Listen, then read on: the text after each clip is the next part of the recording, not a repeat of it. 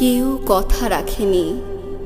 ৩৩ বছর কাটল, কেউ কথা রাখেনি। ছেলেবেলা এক বষ্টমী তার আগমনী গান হঠাৎ থামিয়ে বলেছিল, শুক্লা দ্বাদশীর দিন অন্তরাটুকু শুনিয়ে যাবে।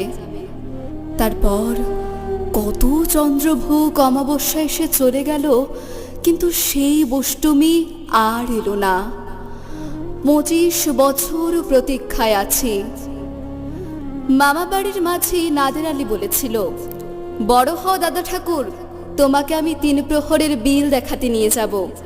সেখানে পদ্ম ফুলের মাথায় সাপ আর ভ্রমর খেলা করে। নাদের আলী, আমি আর কত বড় হব? আমার মাথা এ ঘরের ছাদ ফুঁড়ে আকাশ স্পর্শ করলে তারপর তুমি আমায় ৩ প্রহরের বিল দেখাবে? একটা